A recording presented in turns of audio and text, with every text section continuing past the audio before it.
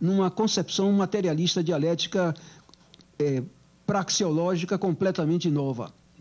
E também a concepção da historiografia como uma evolução de modos de produção e de elaborações ideológicas, jurídicas, políticas, que decorrem num grau maior ou menor desses modos de produção.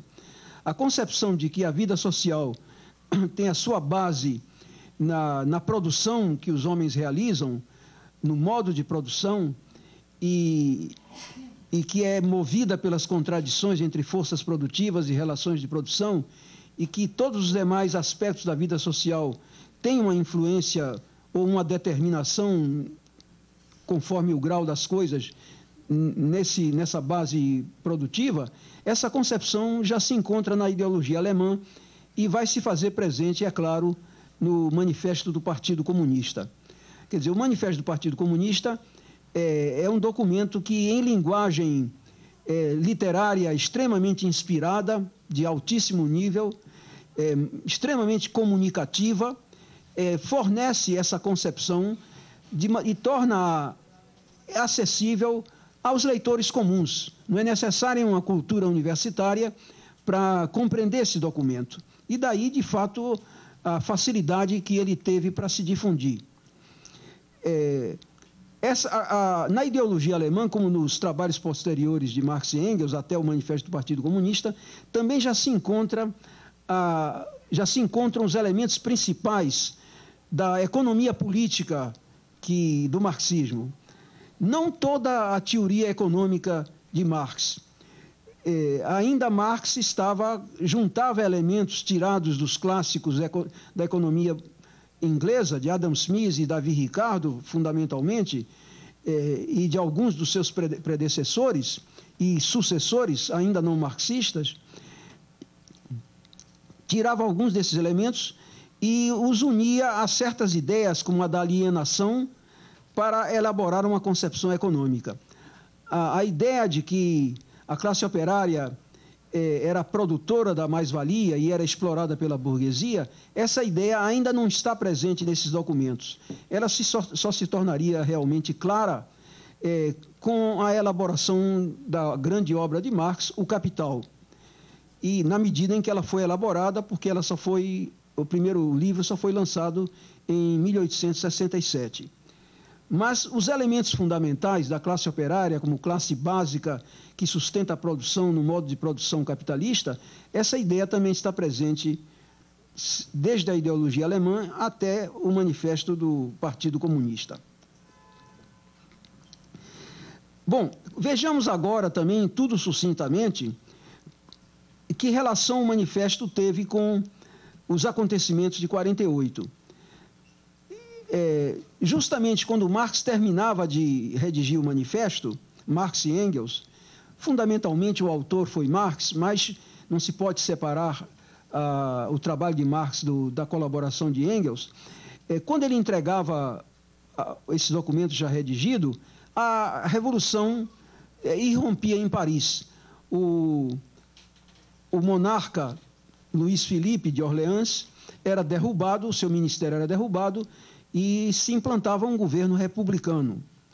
Isso teve imediata repercussão em Berlim, onde surgiu um movimento revolucionário democrático burguês e se instalou uma assembleia constitucional em Frankfurt. A Alemanha ainda era um conjunto de estados pequenos, não existia a Alemanha unificada, o maior estado era a Prússia, e a Prússia era um estado monárquico absolutista. Então surgiu essa assembleia que se propunha a elaborar uma constituição. E logo depois também irrompia um movimento revolucionário em Viena, que derrubou a ditadura monárquica do primeiro-ministro Metternich, que já há quase 30 anos dominava a política austríaca e, pode-se dizer, de quase toda a Europa. E surgiam movimentos na Hungria, em Milão, na Itália, enfim, era um clima revolucionário que se difundia por toda a Europa. O manifesto, nessas condições, ele não teve nenhuma influência nesses acontecimentos. Ele simplesmente foi publicado, primeiro em alemão, poucos meses depois em francês e depois em outras línguas, mas sem ter uma influência propriamente nesses acontecimentos. Marx e Engels, em particular, assim que surgiu o movimento revolucionário em Berlim, eles que estavam na França, imediatamente se transferiram para a Alemanha e passaram a atuar não como membros da Liga dos Comunistas, que não tinha organização nem suficiente estrutura para dirigir um movimento tão grande como aquele, mas como membros do grande movimento democrático popular que estava em curso. E logo eles conseguiram se assenhorear de um jornal diário, a Nova Gazeta Renana, da qual Marx se tornou redator-chefe. E esse diário iria constituir o primeiro campo de batalha, propriamente dito, de Marx e de Engels, porque através dele, dia a dia, eles iam comentando os acontecimentos e procurando traçar uma estratégia e uma tática da classe operária numa revolução num país que naquele momento era um país relativamente atrasado, como a Alemanha. O movimento revolucionário teve diferentes características nos vários países. Onde ele se apresentou mais radical foi na França. Na Inglaterra, que tinha a classe operária mais estruturada, esse movimento não existiu. Ao contrário, a Inglaterra se tornou, nesse caso, um bastião da reação contra as sublevações revolucionárias do continente. Mas no continente foi na França em que ele teve uma presença maior. Mas rapidamente as burguesias iam se recompondo e tratando de apaziguar as situações, temerosas de fato de que elas se radicalizassem com a presença da nova classe operária e dos setores populares em geral, que não se contentariam simplesmente com reivindicações políticas. Na França, de fato, tendo irrompido em fevereiro, já em junho de 48, se dava um choque entre os operários dos chamados ateliês nacionais, das oficinas nacionais, que eram organizadas pelo Estado para dar emprego aos operários, e que o Estado queria fechar. Então há um choque com lutas de barricadas e com a repressão violenta dos trabalhadores. E na Alemanha, a burguesia não se mostrou capaz, não mostrou vigor nem radicalidade suficiente para enfrentar os exércitos da monarquia prussiana. E foi recuando até que no final do ano o movimento também estava esmagado. Marx e Engels, então, com a situação irrespirável na própria Alemanha, se transferem para a Bélgica, são expulsos da Bélgica, depois da França, e vão se radicar em Londres. Ali seria um exílio definitivo. Os dois se passariam a residir na Inglaterra e, afora viagens eventuais ao continente, não sairiam mais de lá.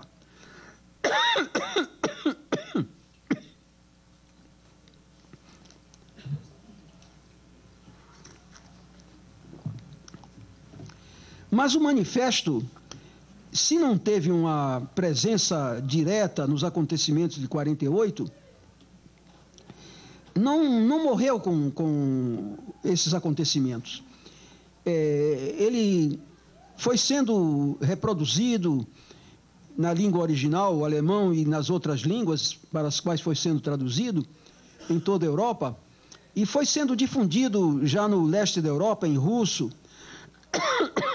depois em polonês, também nos Estados Unidos, foi alcançando assim um grande número de países do mundo. E se tornou um documento perene, porque ele chega até os nossos dias. E teve numerosas edições em muitos países. Não posso entrar aqui em detalhes, mas no Brasil ele teve também numerosas edições, desde 1930, e um estudo sobre a trajetória desse documento no Brasil foi feito pelo professor Edgar Carone, que está aqui presente, um estudo primoroso e que continua sendo base para perceber também como esse documento foi perene no Brasil. Certamente, agora que vai se comemorar o centenário, teremos edições melhores, mais aprimoradas e talvez com um aparelho crítico com relação às edições anteriores.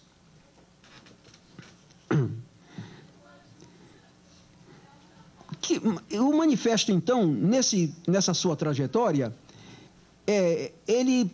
podemos verificar o que ele trouxe de novo para a situação em que ele surgiu e para as situações posteriores. O que faz dele um documento tão difundido, tão palpitante e tão vivo? Aqui precisamos ter em vista qual era a situação do mundo naquela época. Eu já me referi aí ao fato de que a classe operária era iniciante ainda, existiam, como classe operária moderna, alguns núcleos em uns poucos países.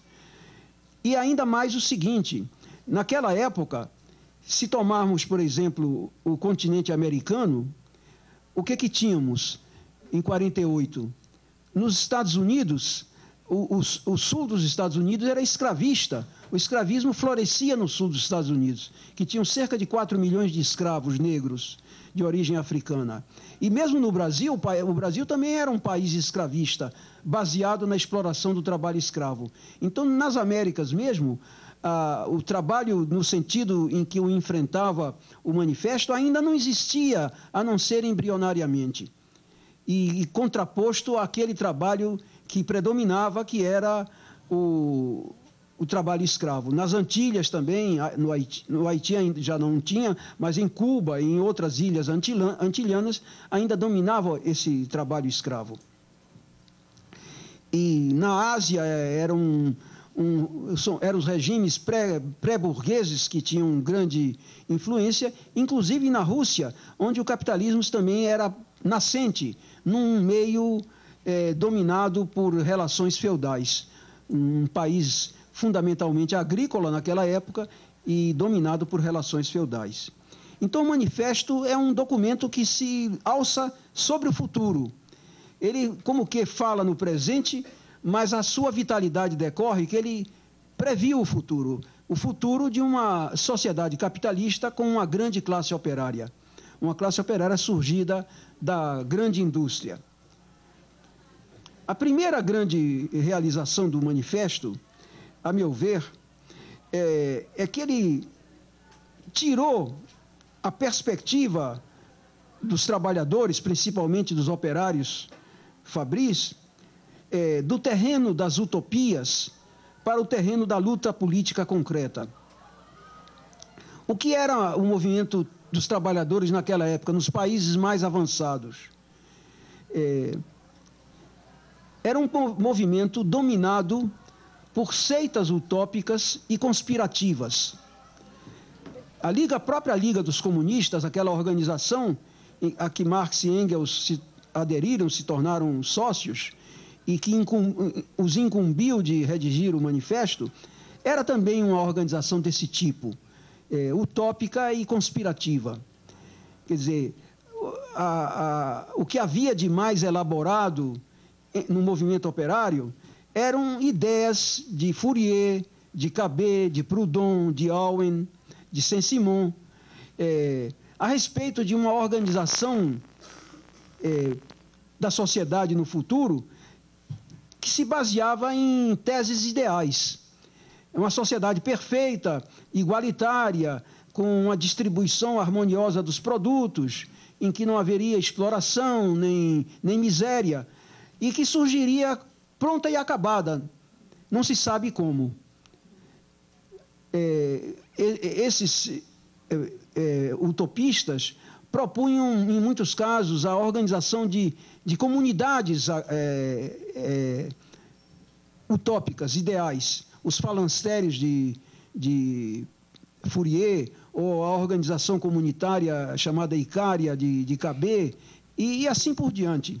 Algumas delas até vieram a se transplantar para a América do Norte e até para o Brasil. Tivemos aqui um falancério, uma sociedade pretensamente socialista, que surgiu no Brasil escravista, patrocinada por Dom Pedro II. Imaginem vocês, né?